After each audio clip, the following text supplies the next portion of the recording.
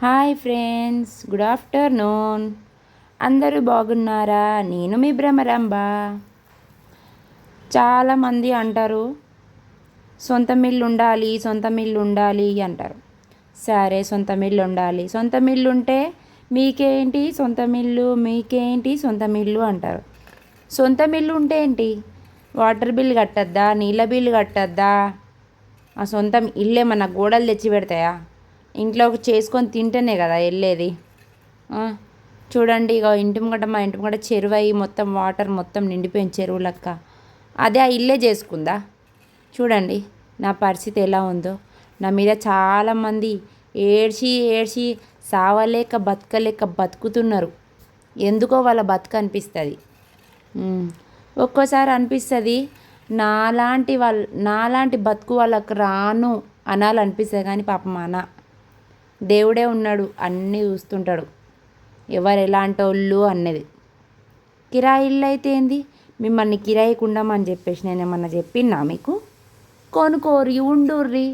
మీరు మిత్తిలకు ఇచ్చుకుంటా, వీళ్ళకి ఫైనాన్స్లు ఇచ్చుకుంటా బతుకుతున్నారు. మీకేం తక్కువ? మాకు ఇల్లు ఒకటే ఉంది. మేము ఎవరికి మిత్తిలకు ఇస్తలేము, ఫైనాన్సులు ఇస్తలేము. అర్థమైందా? ఇప్పుడున్న జనరేషన్లో ఎట్లుందంటే మంచితనానికి అసలు రోజులు లేవు. మంచితనానికి రోజులు లేవు. 10 మందితో తిరిగే లంజది రోడ్డు మీద తిరుగుతుంటే దానికి నమస్తే అని నమస్కారం చేస్తారు, బాగున్నావా అంటారు, మర్యాదగా మాట్లాడతారు. అదే సంసారిగా బతికేది రోడ్డు మీద పోతుంటే దాన్ని కిందికి మీదికి చూస్తారు. మరి దానికి లేనివి దీనికి ఏముంటాయో అర్థం కాదు. కానీ ఈ మనుషులే విచిత్రమైన మనుషులు, అర్థం కాదు. బతుకుతే ఓర్వని మనుషులు. మన చుట్టూ సమాజం అట్లనే ఉంది, మన రిలేషన్ అట్లనే ఉంది. ఏమంటారు? నేను చెప్పింది నిజమే కదా. మేము చూడనేకి పైకి నవ్వుతూ ఉంటామేమో. మా బాధలు మాకున్నాయి, మా కష్టాలు మాకున్నాయి. మీకేమో 3 పూటలు తినలేక ఎప్పుడు చూసినా మంది ముచ్చట్లే కావాలి. మాకు అట్లా కాదు కదా. మా బాధలు మాకున్నాయి, మా కష్టాలు మాకున్నాయి. ఇప్పుడు మేము బాధలు ఉన్నాయని చెప్పేసి మీకు చెప్తే ఏమన్నా ఆరుస్తారా, తీరుస్తారా? ఏమంటారు? నా మాటలలో వెటకారం కనిపిస్తుందా మీకు? వెటకారం అనేది కనిపిస్తుంది, కానీ ఏం చేస్తాం? నా మాటే అంత. కానీ నేను ఒకప్పుడు ఇట్లా మాట్లాడకపోతుండే తెలుసా మాటలు. అప్పుడు నన్ను అందరు ఏమంటుండే అంటే, అయ్యో మీ బిడ్డ ఏంది నాలముచ్చి లెక్క ఇంట్లోనే ఉంటుంది, బయటికి రాదు, నల్లిది నారముచ్చిది, 10 మందితో గలగల మాట్లాడాలి, అందరితో మాట్లాడాలి అంటుండే. ఇక ఇప్పుడు అంటారు మీ బిడ్డ పెద్ద రౌడీది, సైకోది అంటారు. అట్లా బతికినా కష్టమే, ఇట్లా బతికినా కష్టమే. ఏమంటారు? ఈ జనాలు మారరు, ఈ రిలేషన్ మారరు. ఈ మనుషులు మన కోసమే పుట్టినట్టు అనిపిస్తుంది. వాళ్ళ గుద్ద వాళ్ళు కడుక్కోరు, కానీ మంది గుద్దలకు చూస్తారు. కానీ నాకు కూడా బూతులు రావు, కానీ ఈ మధ్యన ఏదో నేర్చుకుంటున్నా. కానీ నా వీడియో చూసేవాళ్ళు మాత్రం ఈ వీడియో లాస్ట్ వరకు చూడండి ప్లీజ్ అండి. కష్టపడి వీడియో అప్లోడ్ చేస్తున్నా. నిజంగా అండి, వాళ్ళ గుద్ద వాళ్ళు కడుక్కోరు, కానీ మంది గుద్ద చూస్తారు. అవసరమా? లంజకున్న పేరు సంసారికి ఉండదు. ఏమంటారు?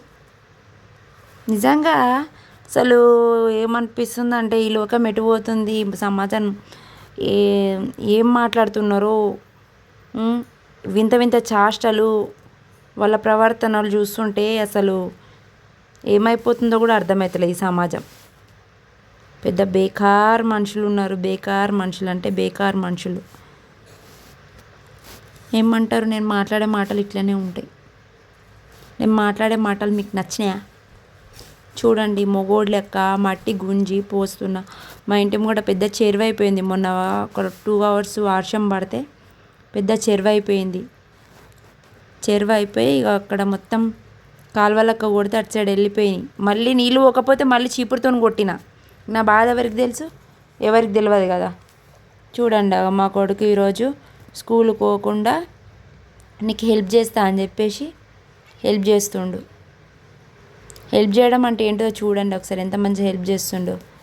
మస్తు మా కొడుకు అయితే మస్తు హెల్ప్ చేసిండు ఈరోజు నాకు. కొంచెం హెల్ప్ చేయడం వల్లనే కొంచెం తొందరగా అయిపోయింది పని. అగో ఎంత మంచి హెల్ప్ చేస్తుండో చూడండి. ఈరోజు కొంచెం వాడు ఉండడం వల్లనే కొంచెం తొందరగా అయిపోయింది పని. ఏమంటారండి, నిజమే కదా నేను చెప్పేది.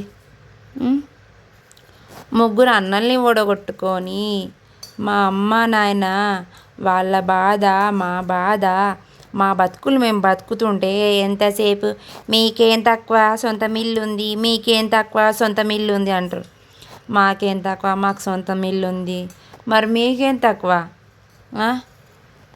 పైసలు ఉన్నాయి, మిత్తిలకి ఇచ్చుకుంటారు, మీకేం తక్కువ?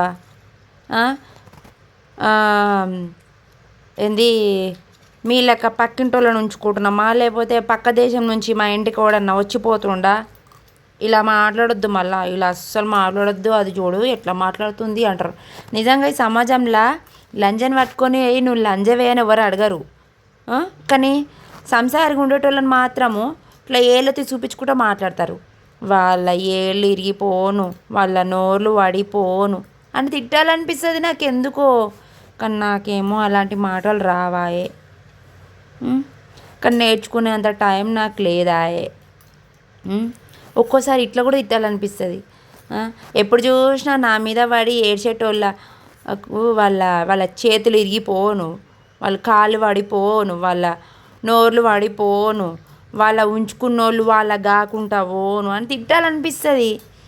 కానీ ఎందుకో పోనీలే అని అనిపిస్తుంది మళ్ళా.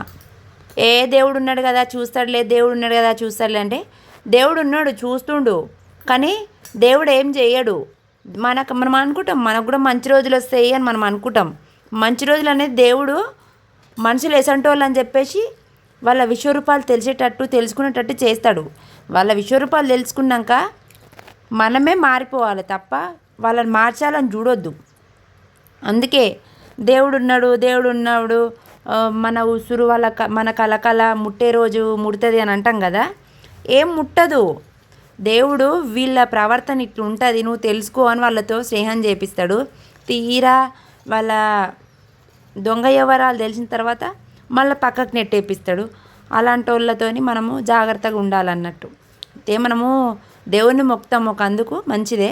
కాకపోతే దేవుడే మనకు నేర్పడు, మనమే నేర్చుకోవాలి. ఓకేనా, బాయ్.